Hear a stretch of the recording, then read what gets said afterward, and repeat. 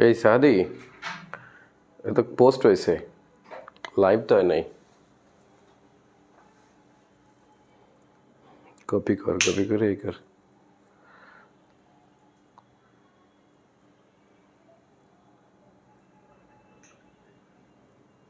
ও ঠিক আছে। আসসালামু আলাইকুম, সবাইকে স্বাগতম।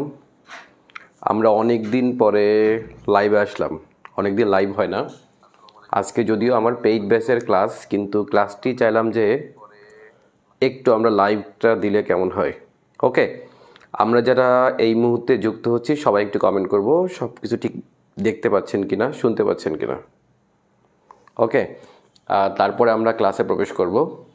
আজকে আমাদের মজার একটা টপিক, আন্তর্জাতিক বিষয়গুলির, যেইখান থেকে আমাদের আচ্ছা আমরা একটু সবাই লাইক দেবো কিন্তু। ওকে, লাইক দিব, কমেন্ট করব, এবং যারা শুনতে পাচ্ছেন তারা কে কোথা থেকে যুক্ত আছেন এবং দেখতে পাচ্ছেন যে আজকে আমার ক্লাসটি হচ্ছে পেজ থেকে। সাধারণত আমি পেজ থেকে মাত্র 2-3টা লাইভ নিয়েছি। ইনশাল্লাহ আমরা এখন থেকে গ্রুপ এবং পেজে আবারও আমরা অ্যাক্টিভ হচ্ছি। ওকে, যদিও আজকে আমাদের পেইড বেসের ক্লাস, বাট এটা আজকে উন্মুক্ত করলাম সবার জন্য। সবাই যুক্ত হবেন এখানে এবং আমরা এখনই ক্লাসে প্রবেশ করব। অনেক মজার একটা টপিক। সাধারণত আমরা যেই সব বই থেকে পড়ে থাকি, বিভিন্ন বই, বিভিন্ন লেকচারে এই অধ্যায়টি সম্পর্কে প্রচুর ধোঁয়াশার অর্থ হচ্ছে আপনার মানে এই অধ্যায়টা আসলে যারা লিখছে বা যারা আলোচনা করে তারা বেশিরভাগই কিন্তু আপনার মূল থিমটা থেকে অনেক দূরে। সো আমি এই জন্য চাইলাম যে লেকচারটি যদি পাবলিকলি হয়, আমার মনে হয় যে সবাই জানতে পারবেন। একটু জটিল অধ্যায়, এবং এই অধ্যায়টি যদি আপনি একটু ভালো করে বুঝেন তাহলে আপনার যে সুবিধাটা হবে সেটা হচ্ছে আপনি লিখিত পরীক্ষার জন্য এগিয়ে যাবেন। শুধুমাত্র প্রিলিমিনারি না, লিখিত পরীক্ষার জন্য আপনার জন্য অনেক অনেক বেশি হেল্পফুল হবে। ওকে, তাহলে আমরা যারা এই মুহূর্তে যুক্ত হচ্ছি সবাই আরেকবার একটু কমেন্ট করি। এবং আমার পেইড বেসে কিন্তু এখনও শেয়ার দেওয়া হয়নি, আমি এখনই শেয়ার দিব, তারপরে আমরা ক্লাসে প্রবেশ করব। ওকে, আচ্ছা বাকিরা একটু শেয়ার দিয়ে রাখেন। আর আমি যে পেজটা থেকে নিচে দেখছেন আপনারা, আব্দুর রহমান শ্রাবণ, এইটা হলো আমার পেজ। এখন থেকে পেজ থেকেই আমি লাইভে আসবো বেশি। সো আপনারা পেজটা একটু ফলো দিয়ে রাখবেন, যারা পেজে নেই একদম পেজটা ফলো দিবেন এবং এই সাথে হচ্ছে লাইক দিবেন। আচ্ছা, আমার এখন কিন্তু বেশিরভাগ ক্লাস আমার এখান থেকেই হবে। আমি কয়েকটা গ্রুপ থেকে ক্লাস নিতাম, সেখান থেকে আমার ক্লাসগুলো আর হচ্ছে না। শুধুমাত্র 10 মিনিট স্কুল এবং আমার ব্যক্তিগত গ্রুপ পেজের বাইরে আমার ক্লাসগুলো অন্য কোথাও আপনারা এখন আর পাবেন না। ওকে, সো আমি আমার গ্রুপ থেকে এখন থেকে যুক্ত হব। এই মুহূর্তে আমরা যারা যুক্ত হচ্ছি সবাই একটু কমেন্ট করি। হিমেল বলছেন ময়মনসিংহ থেকে, আচ্ছা শাপলা বলছেন গোপালগঞ্জ থেকে, আমার নিজের জেলা। হাফসা আক্তার বলছেন ওকে স্যার। ওকে, আমরা সবাই একটু যুক্ত হই, তারপরে আমি মূল ক্লাসটিতে প্রবেশ করব। আচ্ছা, আজকে আমাদের আলোচনার বিষয় হলো আন্তঃরাষ্ট্রীয় ক্ষমতা সম্পর্ক এবং আন্তর্জাতিক নিরাপত্তা। একটু আমি এই অধ্যায়ে যাওয়ার আগে আমাদের একটু জানতে হবে যে আন্তর্জাতিক নিরাপত্তা এবং আন্তঃরাষ্ট্রীয় ক্ষমতা সম্পর্ক বিষয়টা কি। দেখেন, আন্তঃরাষ্ট্রীয় মানে যেটাকে বলা হয় আন্তর্জাতিক নিরাপত্তা বিষয়টি যখন আমাদের সামনে চলে আসে তখন কয়েকটা বিষয় চলে আসে। সেটি হচ্ছে আপনার বিভিন্ন রকমের, ধরেন আপনার যুদ্ধ বিষয়টি চলে আসবে, যুদ্ধ, সন্ধি, চুক্তি, বিভিন্ন পারমাণবিক অস্ত্র বা অস্ত্র, যুদ্ধ, এই বিষয়গুলো হচ্ছে আপনার নিরাপত্তায় চলে আসবে। পাশাপাশি হচ্ছে আপনার বিভিন্ন রকম যে আপনার নিরাপত্তা বিষয়ক যে চুক্তিসমূহ আছে এগুলো চলে আসবে আন্তর্জাতিক নিরাপত্তায়। আচ্ছা, এরপরে আসে হচ্ছে আপনার আন্তঃরাষ্ট্রীয় ক্ষমতা সম্পর্ক। আন্তঃরাষ্ট্রীয় ক্ষমতা সম্পর্ক বলতে বোঝানো হয় মানে একটি রাষ্ট্রের সাথে আরেকটি রাষ্ট্রের যে আপনার সম্পর্ক, এটি হলো আপনার আন্তঃরাষ্ট্রীয় ক্ষমতা সম্পর্ক। এখন এই দুইটা অধ্যায়ে আসলে আমরা কি আলোচনা করব, এইটা আমাদের মধ্যে বেশ মানে হচ্ছে দ্বন্দ্ব বিদ্যমান। একটু আমি যদি আপনাদেরকে মূল থিমটা ধরাই দিতে পারি তাহলে আমি আশা করি যে এখান থেকে আপনারা প্রশ্ন পাবেন। যেমন দেখেন, এখান থেকে প্রশ্ন আসছিল কমে কন নিয়ে। কমে কন তো বুঝতেই পারছেন, যেটা হচ্ছে মানে ন্যাটো গঠিত হওয়ার পরে, ন্যাটো কিন্তু এখানে আলোচিত বিষয়।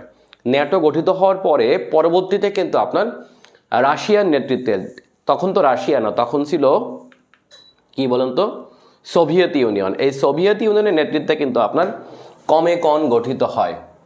সো এই যে কমে কন এখান থেকে প্রশ্ন আসছিল, অথবা এখান থেকে প্রশ্ন আসছিল জিবুতি নিয়ে। জিবুতি তো আমরা বুঝতে পারছি, জিবুতি অর্থ যেটা হচ্ছে যেখান থেকে মানে বেশ কয়েকবার প্রশ্ন আসছে বিসিএস এর মতো জায়গায়। সো আমাদের আজকের ক্লাসটা একটু অ্যাডভান্স। আজকে আমরা আলোচনা করব যে এই অধ্যায়ের আলোচিত বিষয়সমূহ আসলে কি কি, তাহলে আপনি মোটামুটি বুঝতে পারবেন যে আমি আসলে কি পড়তে হবে, আমার আসলে কি পড়তে হবে এটা আপনি বুঝতে পারবেন। এবং আবারও বলে রাখা দরকার যে এই অধ্যায়ের অনেক অনেক পড়া আমরা অলরেডি প্রথম অধ্যায়ে পড়ে ফেলছি, যেটা হলো বৈশ্বিক ইতিহাস, আঞ্চলিক ও আন্তর্জাতিক ব্যবস্থা এবং ভূ রাজনীতি। এই যে একটা প্রথম অধ্যায় আছে, এই অধ্যায়টি যারা আমার বই থেকে পড়ছেন, বিশেষ করে কারেন্ট অ্যাফেয়ার্স ম্যানুয়াল থেকে যারা পড়ছেন, তাদের কিন্তু অনেক পড়া অলরেডি হয়ে গেছে।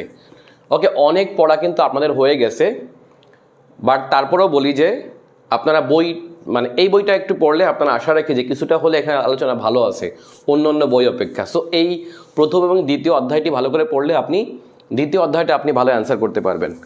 আচ্ছা, এইখান থেকে আমাদের কি কি প্রশ্ন আসে। আচ্ছা, আমার পেজটা একেবারে নতুন, যে কারণে আমাদের লাইভে একেবারে কম, এটা মনে হয় খুব বেশি একটা রিচ হচ্ছে না, বাট আপনারা যারা একটু নতুন আছেন তারা একটু শেয়ার দিবেন। ওকে, সবাই একটু শেয়ার দিই আমরা, তাহলে এই ক্লাসটি বাকিরা পেয়ে যাবে। এটা আমার একদম নতুন পেজ, এখান থেকে লাইভে আসা একদম হয় না। প্লাস হচ্ছে আমার যে গ্রুপ আছে, এই গ্রুপে মনে হয় মিনিমাম 6-7 মাস লাইভ হয় না কোনো। সো একেবারেই আপনারা লাইভের সাথে যুক্ত নাই, এই জন্য আপনারা একটু কমেন্ট করবেন, শেয়ার দিবেন। ওকে, শাপলা লিখছেন শেয়ার ডান, ইয়েস আপনাকে থ্যাংক ইউ, শেয়ার দিবেন, লাইক দিবেন। ওকে, সৌরভ সরকার বলছেন দিনাজপুর থেকে, প্রণব কুমার বলছেন রাজশাহী থেকে। আমরা যুক্ত হতে থাকি এবং ক্লাসটি আমরা এখনই শুরু করে দিব। আচ্ছা, এই যে আন্তর্জাতিক নিরাপত্তা এবং আন্তঃরাষ্ট্রীয় ক্ষমতা সম্পর্ক, এই অধ্যায়ে আসলে আমাদের কি কি পড়তে হবে একটু দেখি আমরা। আচ্ছা, এই অধ্যায়ের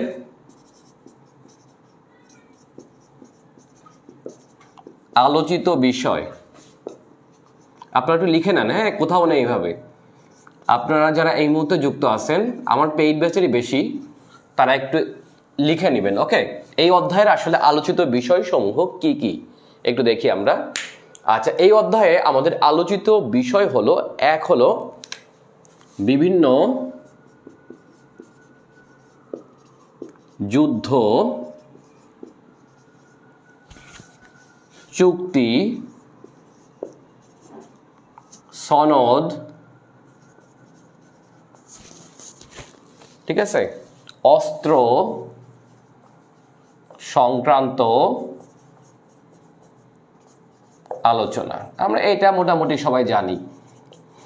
বিশেষ করে আপনার নিরাপত্তা বিষয়ক অথবা আন্তর্জাতিক সম্পর্ক বিষয়ক যে বিভিন্ন চুক্তি আছে, যুদ্ধ আছে, সনদ আছে, অস্ত্র সংক্রান্ত আলোচনা আছে, এগুলো হলো আপনার এই অধ্যায়ের আলোচিত বিষয়গুলোর মধ্যে একটা। বাট এটাই কিন্তু সব না, এর বাইরেও আছে আপনার একাধিক বিষয় আছে।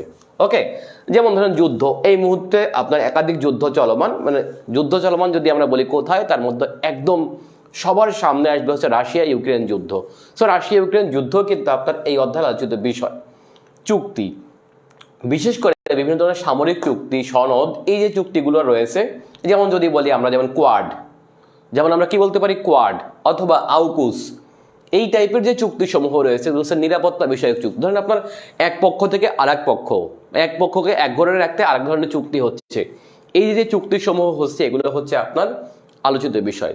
সনদ তো আমরা বুঝতেই পারছি। আর অস্ত্র সংক্রান্ত আলোচনা, বিশেষ করে আপনার সামরিক ক্ষমতা, সামরিক অস্ত্র, অস্ত্র বেচা কেনা, অস্ত্রের নাম, ধরেন ইরান বিষয়, উত্তর কোরিয়া বিষয়ক, মার্কিন বিষয়ক, রাশিয়া বিষয়ক, বর্তমান যে আলোচিত অস্ত্রসমূহ আছে, এগুলো আমাদের জানতে হবে এই অধ্যায়ে।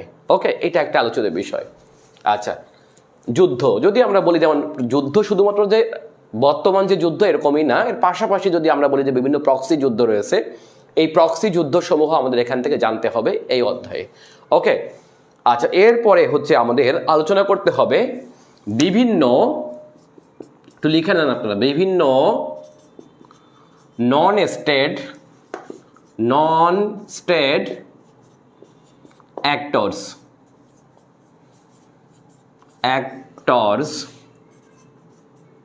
আচ্ছা, বিভিন্ন নন স্টেট অ্যাক্টরস, এই অ্যাক্টরস সম্পর্কে আপনারা বুঝেন কিনা? নন স্টেট অ্যাক্টরস বাংলা লিখবো নাকি ইংরেজিটা লিখবো? আচ্ছা, বিভিন্ন নন স্টেট অ্যাক্টরস সম্পর্কে আপনারা মোটামুটি আগে হয়তো জানছেন, বাট তারপর একটু আমি এখানে বলবো বিভিন্ন নন স্টেট অ্যাক্টরস, বিভিন্ন নন স্টেট অ্যাক্টরস বিষয়টা আমাদের একটু বুঝতে হবে যে নন স্টেট অ্যাক্টরসটা কি।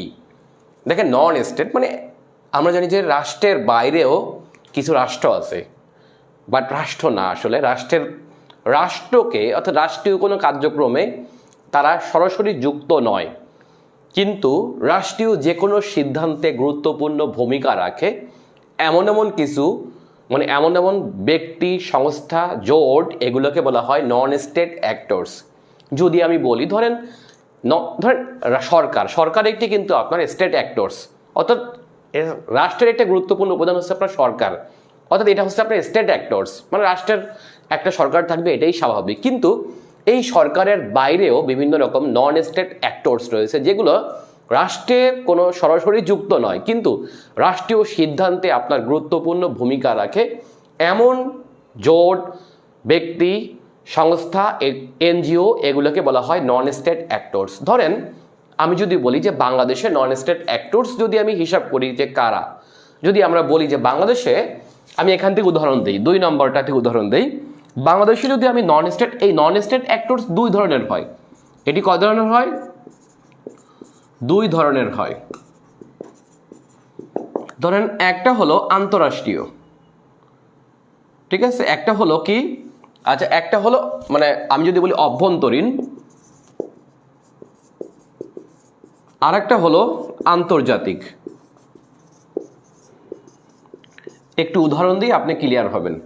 একটু মনে হয় আপনাদের অনেকের মাথার উপর দিয়ে যাবে, যারা একটু অ্যাডভান্স লেভেলের পড়াশোনা না করছেন তাদের ক্ষেত্রে বলতে পারি। আচ্ছা, আমরা যারা এখনো মাত্র 52 জন দেখতেছি, আমরা একটু সবাই যুক্ত হই, আরেকবার একটু লাইক দেই, ওকে? তাহলে কিন্তু যত বেশি স্টুডেন্ট থাকবেন তত বেশি ক্লাস নিয়ে মজা পাবো আসলে, ঠিক আছে? আমরা একটু সবাই অনেক কমেন্ট করব এবং এই পেজটা আমরা ফলো দিব, যেহেতু পেজটা একদম নতুন সেহেতু আমরা পেজটাকে একটু প্রমোট করবেন। আমি এখান থেকে রেগুলার লাইভ নিব, ওকে? প্রাইমারি যারা স্টুডেন্ট তারা আমাকে বলছিলেন যে প্রাইমারির কিছু ক্লাস হওয়া উচিত কিনা। আমার পেজ যেটা আছে ওই পেজ থেকে এবং এই গ্রুপ থেকে প্রাইমারি ক্লাসও এখানে হবে, বাট আজকের ক্লাসটা স্পেশালি বিসিএস প্রিলি এবং লিখিতর জন্য, ঠিক আছে? আবারও বলি, আজকের ক্লাসটা বিশেষ করে যারা বিসিএস প্রিলি দিবেন এবং লিখিত দিবেন শুধুমাত্র এদের জন্যই বেশি ইম্পর্টেন্ট, একটু অ্যাডভান্স লেভেলের ক্লাস, ওকে? আচ্ছা, তাহলে আমরা আজকে আলোচনা করব, আমরা আবার একটু কমেন্ট করি সবাই, ওকে? কমেন্ট করি, একটু রিচটা বেশি করে হোক। আমাদের মূল থিমটা যদি আপনারা বুঝতে পারেন তাহলে এখান থেকে আপনি অ্যান্সার করতে পারবেন। আচ্ছা, নন স্টেট অ্যাক্টরস ধরেন অভ্যন্তরীণ যদি হিসাব করি, ধরেন বাংলাদেশে এমন মানে সরকারের বাইরেও কিছু ব্যক্তি, জোট অথবা প্রতিষ্ঠান রয়েছে যারা নন স্টেট অ্যাক্টরস হিসেবে রাষ্ট্রে গুরুত্বপূর্ণ ভূমিকা রাখে। যদি আমরা হিসাব করি যে বাংলাদেশটাকে হিসাব করি, তাহলে দেখেন অভ্যন্তরীণভাবে বাংলাদেশের অভ্যন্তরে বিভিন্ন ধরনের নন স্টেট অ্যাক্টরস রয়েছে। এগুলো যদি আমি বলি কি কি হতে পারে, ধরেন সিপিডি, ওকে? সিপিডি আপনাদের কিন্তু এটা আমাদের ইয়াতেও কাজে লাগবে, আমাদের যেটাকে বলা হয় নৈতিকতা মূল্যবোধ, এখান থেকে এই ধরনের তথ্যগুলো কাজে লাগে, ওকে? যেমন দেখুন সিপিজি লিখছি, CPD, Centre for Policy Dialogue, এটার পূর্ণরূপটা হলো কি Centre for Policy Dialogue, CPD. আপনারা জানেন যে সিপিডি যারা প্রধান থাকে বা সিপিডির যারা মানে নিয়ন্ত্রক, দেখবেন তাদের বিভিন্ন ধরনের আলোচনা, পর্যালোচনা বা মতামত, বিভিন্ন ধরনের হচ্ছে আপনার কিন্তু রাষ্ট্রে ভূমিকা রাখে। যেমন দেখবেন সিপিডি দেখবেন সরকারের সবসময় বিরুদ্ধে কথা বলে, সারা বছর সরকারের বিরুদ্ধে কথা বলে, এবং দেখবেন সরকার কিন্তু তাদের কিছু বলেও না, এবং সরকার কিন্তু ওদের যে কোনো সিদ্ধান্তে বা ওদের যে কোনো কথা যদি ওরা বলে বা যদি বলে ধরেন সরকারের এখন দুর্নীতি বেড়ে গেছে বা এইটা হয়েছে সেইটা হয়েছে, এই ধরনের যখন কথা বলে, অথবা দুর্নীতি এইটা হলো, রাষ্ট্রীয় এই জায়গাটা এই ঘাবলা আছে, এই ধরনের কথা যখন সিপিডি বলে, ওটা কিন্তু সরকার বেশ আমলে নাই, এবং সরকার কিন্তু তখন একটু কিছুটা হলেও নড়ে চড়ে বসে। তার মানে সিপিডি সরাসরি রাষ্ট্রে যুক্ত নয়, সরাসরি রাষ্ট্রীয় কোনো প্রতিষ্ঠান নয়, বাট তারপরেও রাষ্ট্রীয় সিদ্ধান্তে কিন্তু আপনার ভূমিকা রাখতেছে, ঠিক আছে, ধরেন ডক্টর মোহাম্মদ ইউনুস, ডক্টর মোহাম্মদ ইউনুস নিজেই একটা নন স্টেট অ্যাক্টরস। কিভাবে? আপনি একটু খেয়াল করে দেখেন, ডক্টর মোহাম্মদ ইউনুস বিভিন্ন সময়ে সরকারের পক্ষে বা বিপক্ষে অবস্থান করছে। তাহলে আমরা কি বলতে পারি? অভ্যন্তরীণভাবে যদি বলি বাংলাদেশের সিপিডি ডক্টর মুহাম্মদ ইউনুস নিজে একটা প্রতিষ্ঠান। কিভাবে? দেখেন, ডক্টর মোহাম্মদ ইউনুস হচ্ছে বাংলাদেশের একমাত্র নোবেল বিজয়ী ব্যক্তি, কিন্তু দেখেন মাঝে মাঝে দেখবেন তার পক্ষে 40 জন বিশ্ব নেতা তাকে সরকার নাকি হ্যারাসমেন্ট করতেছে, এই ধরনের একটা মানে করে তিনি কিন্তু তার মানে হচ্ছে কি বলেন তো, ওনার পক্ষে কিন্তু আপনার বিবৃতি দিয়েছে। মাঝে মাঝে দেখবেন যে আপনার বিশ্বে যারা নোবেল বিজয়ী অন্যান্য ব্যক্তি আছে তারা কিন্তু আপনার ডক্টর ইউনুসের পক্ষে বিবৃতি দেয়, এবং সরকার কিন্তু এই সব বিবৃতিতে কিছুটা হলেও নড়ে চড়ে বসে। তার মানে ডক্টর মোহাম্মদ ইউনুস নিজে একটা নন স্টেট অ্যাক্টরস। কিছু কিছু রাষ্ট্রে এর বাইরেও অভ্যন্তরীণভাবে এমন এমন কিছু সংস্থা আছে যেগুলো ওই রাষ্ট্রের সিদ্ধান্তে ভূমিকা রাখে। যদি আমরা হিসাব করি, ধরেন হচ্ছে আপনার বিভিন্ন জঙ্গি গোষ্ঠীও মাঝে মাঝে নন স্টেট অ্যাক্টরস হিসেবে কাজ করে। ধরেন আমি হিসাব করলাম যে সোমালিয়ার ক্ষেত্রে আপনারা জানেন যে আল শাবাব একটা গুরুত্বপূর্ণ জঙ্গি সংস্থা, বাট দেখবেন যে আল শাবাব কিন্তু আপনার সোমালিয়ার যে কোনো সিদ্ধান্তে, সরকারি সিদ্ধান্তে ভূমিকা রাখতে পারে, যদিও তাদের মানে ভূমিকাটা কিন্তু আপনার সম্পূর্ণভাবে রাষ্ট্রে কেমন বলতো নেতিবাচক, বাট তারপরেও রাষ্ট্রীয় সিদ্ধান্তে কিন্তু আপনার ভূমিকা রাখে। তেমনইভাবে হচ্ছে আপনার রাষ্ট্র মাঝে মাঝে এই সিদ্ধান্ত এই ধরনের হচ্ছে আপনার, যেমন ওসামা বিন লাদেন তিনি নিজে একটা নন স্টেট অ্যাক্টরস। ঠিক আছে, এটা হতে পারে। আচ্ছা, এর বাইরে ধরেন বাংলাদেশে যদি আমরা বলি ব্রাক, ব্রাক একটা সংস্থা, তাই না? ব্রাক দেখবেন যে রাষ্ট্রের খুবই গুরুত্বপূর্ণ একটা এনজিও, বাট এনজিও হলেও রাষ্ট্রে কিন্তু আপনার ব্রাকের মানে ব্রাক যদি কিছু একটা বলে রাষ্ট্র কিন্তু তখন সেটাকে অনেকটা হলেও কিছুটা হলেও আপনার কাছে মান্য করে। আচ্ছা, দেখবেন তেল গ্যাস জাতীয় সম্পদ রক্ষা কমিটি এরকম একটা কমিটি আছে। ঠিক আছে, এটা রাষ্ট্রের কোনো গুরুত্বপূর্ণ মানে না আর কি, রাষ্ট্রীয় কোনো সংস্থা না, বাট তারা তাদের মধ্যে অনেকের আবার দেশপ্রেম আছে। সো তারা এই দেশপ্রেমকে কাজে লাগিয়ে তারা সবসময় হচ্ছে আপনার কিসের বিপক্ষে কথা বলে? তেল গ্যাস এই ক্ষেত্রে কোনো দুর্নীতি হচ্ছে কিনা। সো এটাও কিন্তু আপনার এক ধরনের নন স্টেট অ্যাক্টরস। ঠিক আছে। আচ্ছা, বিভিন্ন ধর্মীয় গোষ্ঠীও কিন্তু আপনার অভ্যন্তরীণভাবে যে কোনো রাষ্ট্রের সিদ্ধান্তে ভূমিকা রাখে। ধরেন ইরাকে যদি আপনি হিসাব করেন, অথবা সিরিয়াতে হিসাব করেন, বা লেবাননে হিসাব করেন, ইরাক, সিরিয়া বা লেবাননে আপনি দেখবেন যে এখানে নন স্টেট অ্যাক্টরস হিসেবে যদি আমরা বলি শিয়া বা সুন্নি, এই যে আপনার মুসলমানদের মধ্যে 2-3টা ভাগ আছে, শিয়া ভাগ, সুন্নি, এই শিয়া বা সুন্নিরাও কিন্তু আপনার এক ধরনের কি নন স্টেট অ্যাক্টরস হিসেবে কাজ করে। সরকার যখন একটা সিদ্ধান্ত নেয়, ওই সব দেশের সরকার যখন সিদ্ধান্ত নেয় তখন কিন্তু তারা একটা জিনিস মাথায় রাখে যে শিয়া বা সুন্নিদের বিপক্ষে যাচ্ছে কিনা, বা সরকার এদের বিপক্ষে চলে যাচ্ছে কিনা, বা এমন কোনো মানে আইন চালা করা উচিত না যা থেকে শিয়া বা সুন্নিদের মধ্যে সমস্যা সৃষ্টি হয়। এই যে একটা ব্যাপার, এটাও কিন্তু একটা নন স্টেট অ্যাক্টরস রাষ্ট্রের অভ্যন্তরে। ঠিক আছে, ওই সব রাষ্ট্রের অভ্যন্তরে, এটা বাংলাদেশের অভ্যন্তরে যদিও এই ধরনের দ্বন্দ্ব নাই, বাট ধর্মীয় গোষ্ঠীও কিন্তু আপনার মাঝে মাঝে এই ধরনের নন স্টেট অ্যাক্টরস হিসেবে কি করে কাজ করে। এবার একটু আসি আমরা আন্তর্জাতিকভাবে নন স্টেট অ্যাক্টরস যদি আমরা হিসাব করি, নিঃসন্দেহে আমরা কয়েকটা সংস্থার নাম বলতে পারি যেগুলা একেবারেই মানে হচ্ছে কোনো দেশের সংস্থা না বা কোনো দেশকে প্রেজেন্ট করে না, কিন্তু বৈশ্বিকভাবে তারা যে কোনো সিদ্ধান্তে ভূমিকা রাখে।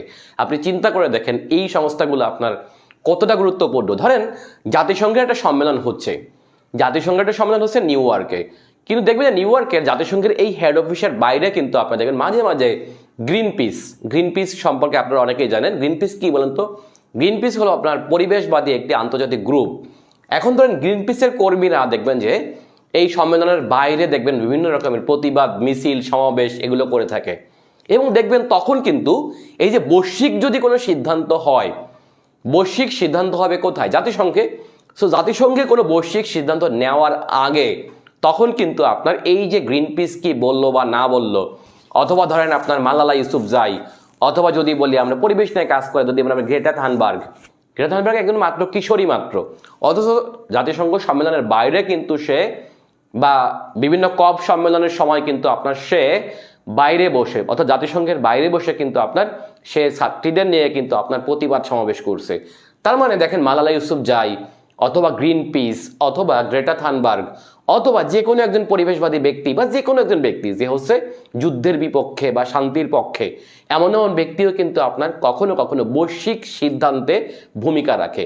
এবং দেখবেন যে যেমন গ্রেটা থানবার্গ মাত্র 14 বছর বয়সে সে হচ্ছে আপনার জাতিসংঘ সম্মেলনের বাইরে এসে কিন্তু আপনার পরিবেশ নিয়ে যে আপনার ফ্রাইডে ফর ফিউচার যে আন্দোলনটি করছিল, সেই আন্দোলনে কিন্তু আপনার অনেক বৈশ্বিক নেতারা কিন্তু তার সাথে মানে এক টেবিলে বসতে বাধ্য হয়। যেমন আমরা বলতে পারি যে কানাডার প্রধানমন্ত্রী যাকে বলা হচ্ছে জাস্টিন ট্রুডো, সেও কিন্তু আপনার গ্রেটা থানবার্গের মতো একটা পিচ্চির সাথে হচ্ছে আপনার বৈঠক করছে। তার মানে একটা বৈশ্বিক সিদ্ধান্ত নেওয়ার আগে কিন্তু আপনারা দেখেন যে একজন 14 বছর কিশোরীর মানে একটা নন স্টেট অ্যাক্টরস হিসেবে কিন্তু আপনার ভূমিকা রাখছে। সো এটাই হচ্ছে আপনার নন স্টেট অ্যাক্টরস। আমরা কি খুব বেশি আলোচনা করে ফেলতেছি? আমার মনে হয় এগুলো বুঝতে হবে। ওকে, নন স্টেট অ্যাক্টরস আপনি যদি বুঝেন তাহলে আপনার অনেক কাজে আসবে। আচ্ছা, ধরেন এর বাইরেও আন্তর্জাতিক আরো অনেক সংস্থা আছে, যেমন ধরেন অক্সফাম, ওকে, ধরেন ন্যাটো কোনো দেশের জোট না, অথচ একাধিক দেশের জোট। বৈশ্বিক যে কোনো সিদ্ধান্তে কিন্তু আপনার ন্যাটোর একটা বড় ভূমিকা থাকতে পারে। ঠিক আছে, তাহলে অক্সফাম, ন্যাটো, গ্রিন পিস, তারপরে হচ্ছে আপনার কি রেড ক্রস, ঠিক আছে, এগুলো কিন্তু আপনার সবাই কিন্তু আপনার নন স্টেট অ্যাক্টরস হিসেবে কাজ করে। আচ্ছা, বিভিন্ন উগ্রবাদী সংস্থা মাঝে মাঝে কাজ করে, বিভিন্ন ধর্মীয় মানে গোষ্ঠী সমূহ কিন্তু মাঝে মাঝে এই ধরনের নন স্টেট অ্যাক্টরস হিসেবে কি করে কাজ করে। সো আমাদের এই যে আন্তঃরাষ্ট্রীয় ক্ষমতা সম্পর্কে এই ধরনের নন স্টেট অ্যাক্টরস সমূহ হচ্ছে আমাদের আলোচনার বিষয়বস্তু। ওকে, এবার একটু আসি আমরা এর বাইরে এসে। আচ্ছা, আমরা এই মুহূর্তে যারা যুক্ত আছি, আচ্ছা যে প্রশ্ন করতেছেন আমি প্রশ্নগুলো লাস্টে এসে অ্যান্সার দিব ইনশাল্লাহ। আমরা একটু মূল থিমটায় যাই, তারপরে আমরা অ্যান্সার দিব একবারে এসে। ওকে, আমরা যুক্ত আছি কয়জন? 67 নাকি? আচ্ছা, একজন জিজ্ঞেস করছেন চুক্তি এবং সনদের মধ্যে পার্থক্য কি? আচ্ছা, এই টাইপের বিষয়গুলো আমি অ্যান্সার দিব, সমস্যা নেই। চুক্তি সনদের মধ্যে পার্থক্য একটু আমরা ধারাবাহিকভাবে যাই তারপরে। তাহলে নন স্টেট অ্যাক্টরস সমূহ কি, এটা মনে হয় আপনারা মোটামুটি বুঝতে পারছেন। ধরেন আপনার বিভিন্ন ধরনের জোট আছে, ডাব্লিউটিও, এই ডাব্লিউটিও কিন্তু একটা নন স্টেট অ্যাক্টরস হতে পারে। ঠিক আছে, বিভিন্ন ধরনের বৈশ্বিক এনজিও আছে, এগুলো হচ্ছে আপনার নন স্টেট অ্যাক্টরস। আচ্ছা, এর বাইরে এসে আমরা আলোচনা করব আরও কি কি আলোচনা করতে হবে এই অধ্যায়ে, একটু দেখতে চেষ্টা করি। আচ্ছা, বিশ্বের প্রধান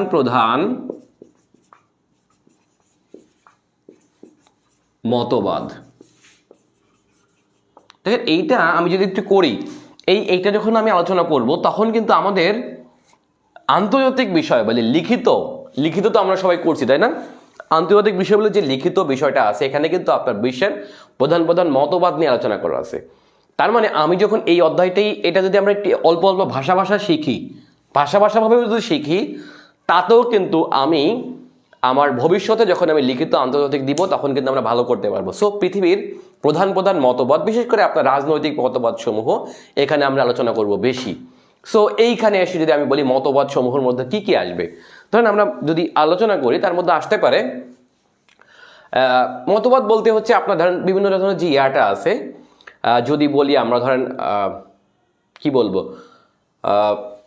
আচ্ছা পৃথিবীর প্রধান মতবাদ যদি আমি বলি, এখানে ধরেন পুঁজিবাদ কি, ঠিক আছে? জাস্ট আপনাকে মূল থিমটা বুঝতে হবে, এটা আপনাদের লিখতে হবে না, আপনি দেখে অ্যান্সার করতে পারেন। এইটা ধরেন আপনার যদি মতবাদ বলি পুঁজিবাদ, গণতন্ত্র,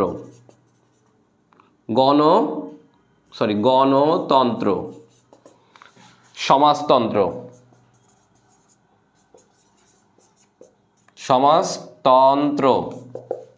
সাম্যবাদ,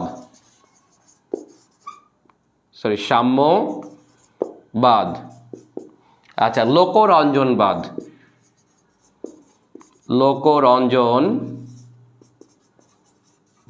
জাস্ট আপনি মূল থিমটা বুঝলে হবে, ঠিক আছে? ধরেন যে গত বছর পরীক্ষায় যে প্রশ্ন আসছিল, যেমন ডিপ্লোমেসি নিয়ে প্রশ্ন আসছিল, উলফ ওয়ারিয়র ডিপ্লোমেসি, এটাও কিন্তু ওয়ান কাইন্ড অফ আমরা মতবাদ বলতে পারি, ঠিক আছে?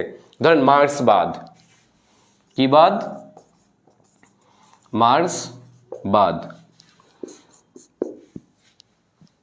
ধরেন ইসলামোফোবিয়া,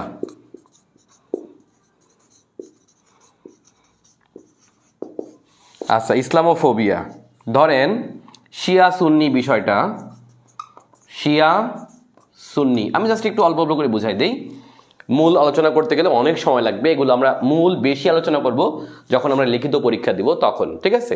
ধরেন হচ্ছে আপনার এই টাইপের বিষয়গুলো হচ্ছে আপনার পরীক্ষায় মানে আমাদের পড়তে হবে। এখন যদি বলি আমরা যে মানে পুঁজিবাদ বা সমাজতন্ত্র বা সাম্যবাদ এই বিষয়সমূহ কি, জাস্ট আমাকে একটু মূল থিমটা বুঝলেই হয়ে যাবে। ধরেন পুঁজিবাদ, যেখানে হচ্ছে আপনার ব্যক্তি তার মানে হচ্ছে তার সামর্থ্য অনুযায়ী শ্রম দিবে এবং শ্রম অনুযায়ী সে হচ্ছে আপনার কি পাবে, পারিশ্রমিক পাবে। অর্থাৎ ব্যক্তি এখানে হচ্ছে আপনার স্বাধীনতা অনেক, আমি যদি শ্রম দেই তাহলে আমি টাকা পাবো, আমি যদি শ্রম না দেই তাহলে কিন্তু আমি টাকা পাবো না। আমি এটার বলতেছি না আর কি যে এটাই পুঁজিবাদ, তা না আর কি। অর্থাৎ ব্যক্তি তার সামর্থ্য অনুযায়ী যত ইচ্ছা শ্রম দিবে আর যত ইচ্ছে ইনকাম করবে। তার মানে এখানে ধনী যে সে আরো ধনী হয় এই পুঁজিবাদী অর্থব্যবস্থায়, আর যে গরিব সে আস্তে আস্তে আরো বেশি গরিব হয়। ধরেন পৃথিবীতে আমি যদি হিসাব করি যে পুঁজিবাদী বিশ্ব ব্যবস্থায় এখানে হচ্ছে আপনার ব্যক্তি স্বাধীনতা হচ্ছে আপনার প্রচণ্ড। এখানে ব্যক্তি ইচ্ছা করলে একদম কখন রাষ্ট্রের চেয়ে ধনী হতে পারে, আবার কোনো ব্যক্তি একদম মানে না খেয়েও থাকতে পারে। এইখানে এসে আপনাকে পুঁজিবাদী অর্থব্যবস্থা কিন্তু আপনাকে কি করবে না, আপনাকে কোনো ধরনের মানে হচ্ছে বাধা দিবে না। ধরেন যদি আমি আজকে পুঁজিবাদী বিশ্ব ব্যবস্থার যদি বড় উদাহরণ বলি তাহলে অবশ্যই আমেরিকা বা ইউরোপিয়ান রাষ্ট্রসমূহ। এইখানে দেখেন যে আপনার পুঁজিবাদ এমন এক বৈষম্য সৃষ্টি করছে, সেটা আমরা দেখেন আফ্রিকার অনেক রাষ্ট্র আছে যাদের, যদি আমি হিসাব করি যে ফেসবুক, ধরেন ফেসবুকের মালিক হচ্ছে মার্ক জাকারবার্গ। এখন মার্ক জাকারবার্গের যে পরিমাণ অর্থ, হয়তো আফ্রিকার প্রায় 10টা রাষ্ট্রেরও সেই পরিমাণ অর্থ কিন্তু নাই। তার মানে দেখেন যে 10টা রাষ্ট্রের থেকে কিন্তু আপনার মার্ক জাকারবার্গ গুরুত্বপূর্ণ, মানে অর্থনৈতিক দিক হিসাব করলে। তার মানে এই অর্থনৈতিক ব্যবস্থায় মানে, অথবা যদি আমি হিসাব করি যে মার্কিন যুক্তরাষ্ট্রে ধরেন হচ্ছে আপনার কে বলুন তো, বিল গেটসের সবচেয়ে বেশি সম্পত্তি মানে জমির পরিমাণ সব থেকে বেশি মার্কিন যুক্তরাষ্ট্রের বিল গেটস। আমরা যদি হিসাব করি যে বিল গেটসের কি পরিমাণ জমি, অনেক ইউরোপীয় ছোট রাষ্ট্র আছে তার থেকে বেশি জমি আছে শুধুমাত্র বিল গেটসের একার। তার মানে ওইসব রাষ্ট্রের থেকে সে গুরুত্বপূর্ণ, দেখছেন। সেটা হচ্ছে আপনার পুঁজিবাদী অর্থব্যবস্থা একটা বড় বৈশিষ্ট্য, যে এখানে হচ্ছে আপনার ব্যক্তি ইচ্ছা মতো হচ্ছে তার শ্রম দিয়ে মেধা দিয়ে কিন্তু আপনার মানে ধনী হতে পারবে। আর এইখানে হচ্ছে আপনার অনেক ধরনের বৈষম্য সৃষ্টি হয়, ঠিক আছে। গণতন্ত্র এটাও একই রকম একটা ব্যবস্থা, যেখানে হচ্ছে জনগণের শাসন ব্যবস্থা, যাকে আমি কোনো প্রাতিষ্ঠানিক সংজ্ঞা বলবোই না এখানে। জনগণের শাসন ব্যবস্থা মানে হলো জনগণের জন্য, জনগণের দ্বারা, জনগণের শাসন ব্যবস্থার নাম হলো গণতন্ত্র।